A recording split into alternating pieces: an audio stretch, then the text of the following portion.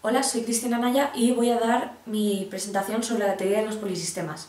Bueno, pues primero voy a dar una introducción sobre el tema mismo, luego voy a hablar de teorías sistémicas y literatura, después voy a pasar a explicar la teoría de los polisistemas como tal, vamos a ver después la canonización y la crítica al canon literario, después una comparación de la teoría de los polisistemas con otras, vamos a ver unas críticas a la teoría de los polisistemas y por último la conclusión a este trabajo y la bibliografía del mismo.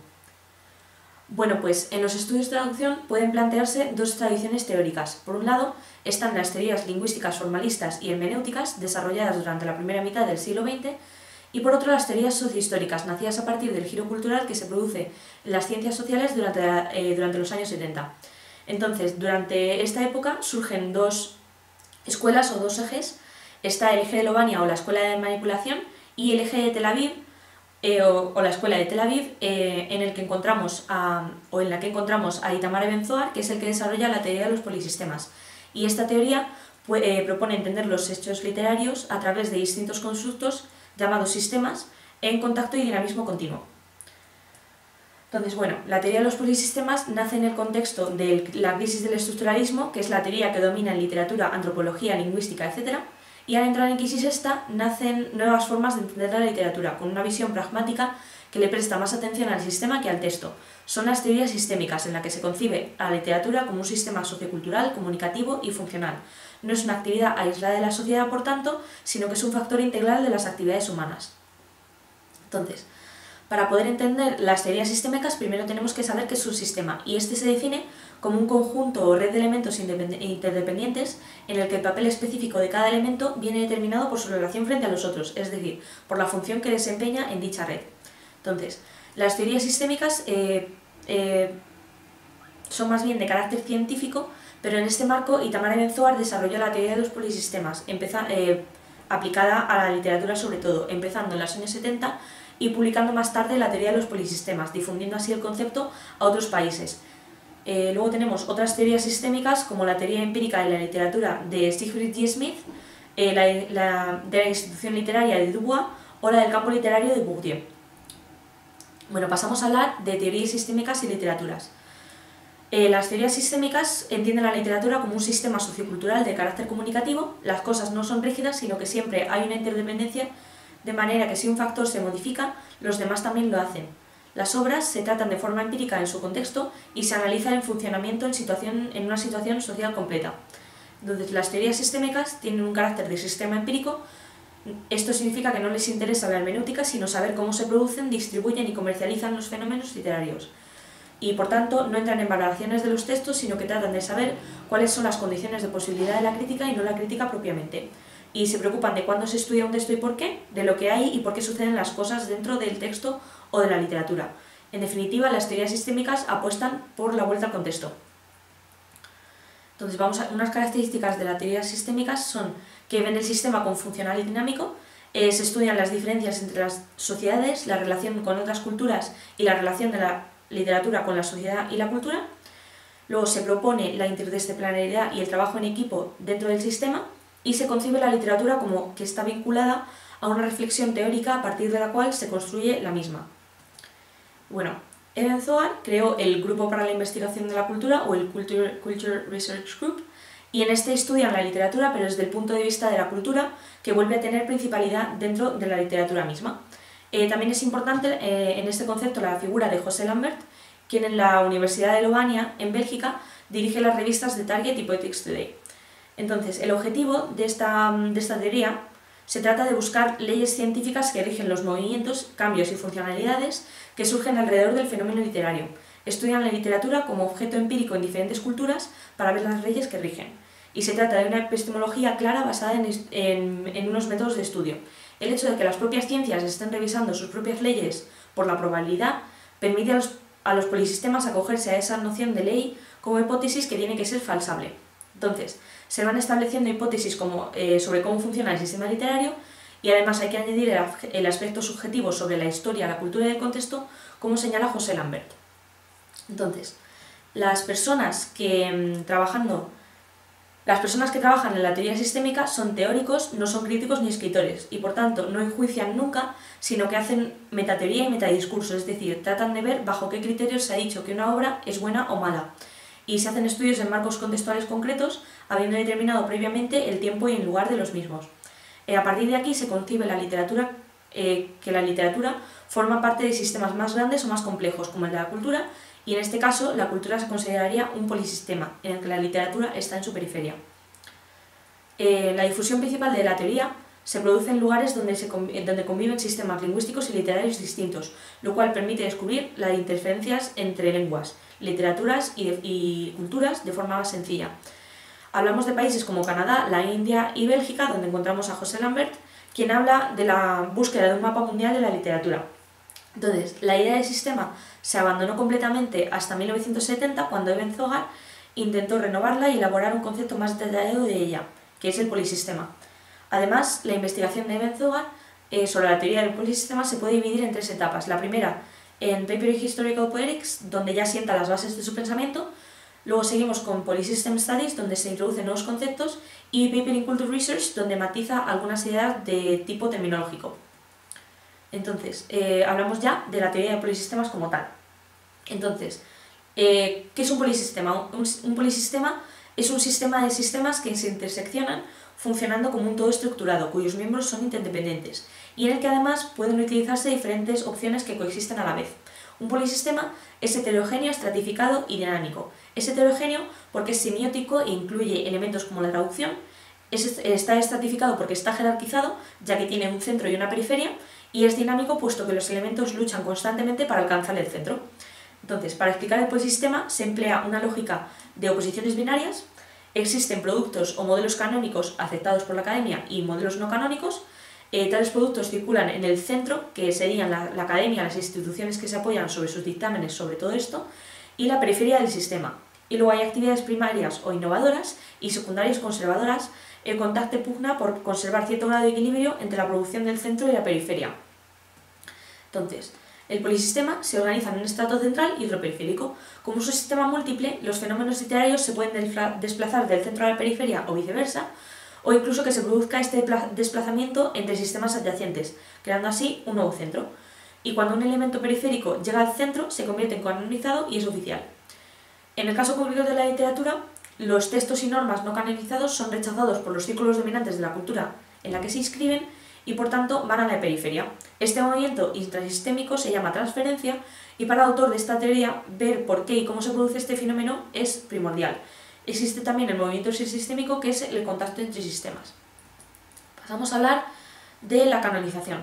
Entonces, a la crítica de los polisistemas le interesa mucho el canon. Se fijan en el estrato central y la periferia.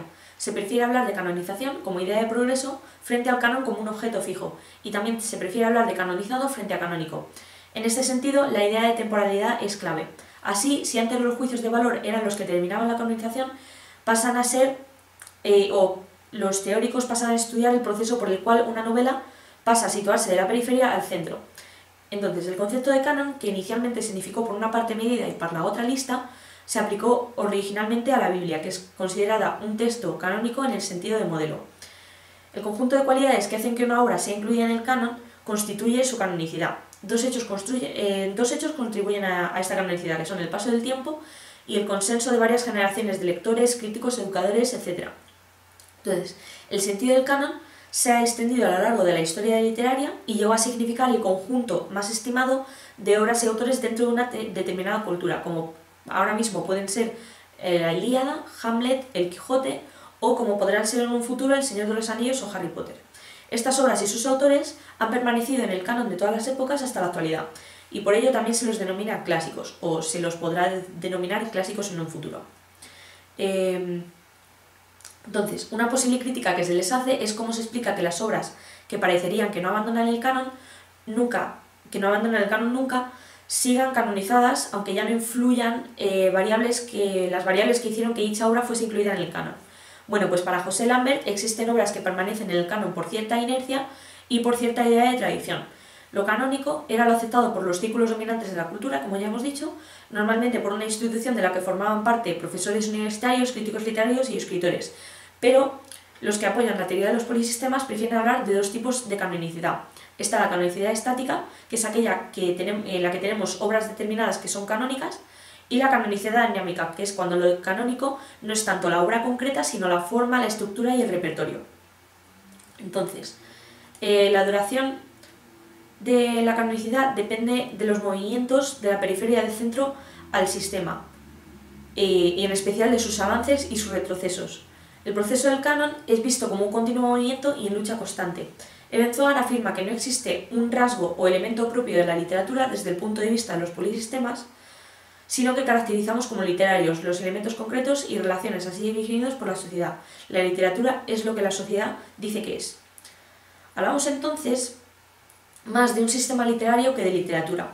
Literatura es lo que se percibe como tal o lo que se crea a partir de la teoría. Evenzogar parte del esquema de la comunicación de Jacobson y le cambia los nombres a los elementos que él tiene en el esquema para que tengamos conciencia de la complejidad del fenómeno y pretende otorgarle dinamicidad.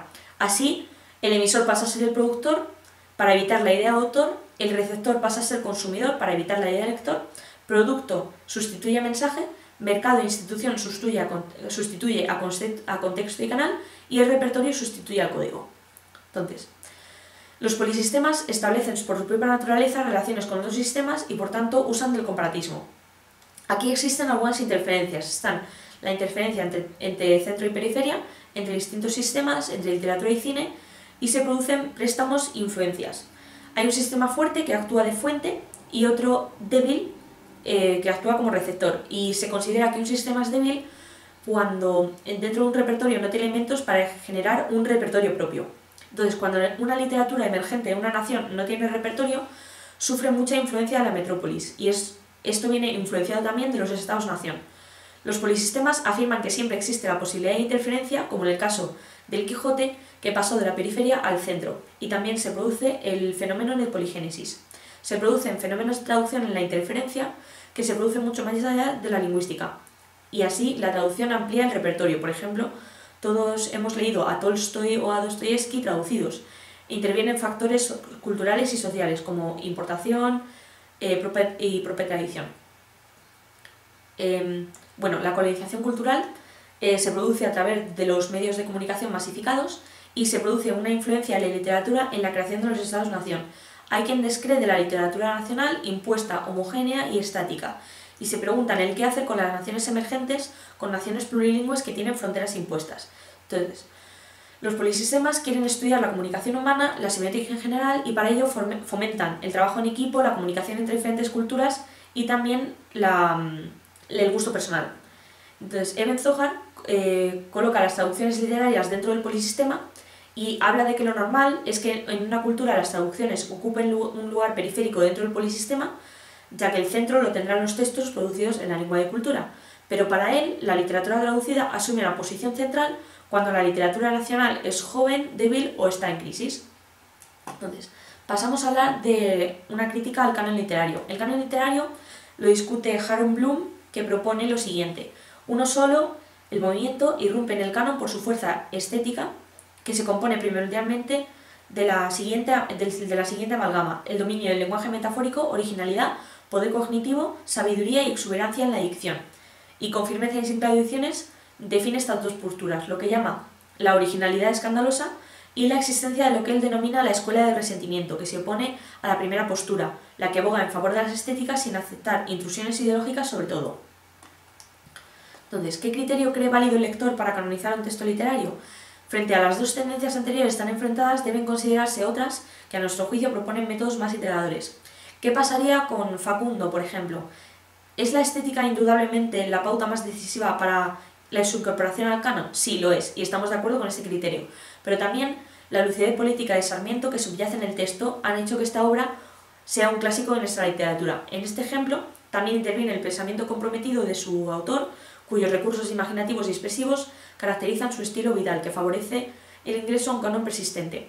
Entonces, la diferencia entre sistemas dependientes y simbióticos. Evenzogar diferencia entre sistemas dependientes, los cuales adoptan partes de otros sistemas, y sistemas simbióticos, los cuales establecen relaciones entre sistemas autónomos, aunque admite que se dan varios grados de interferencia y que la diferencia entre dependencia y simbiosis no es siempre clara.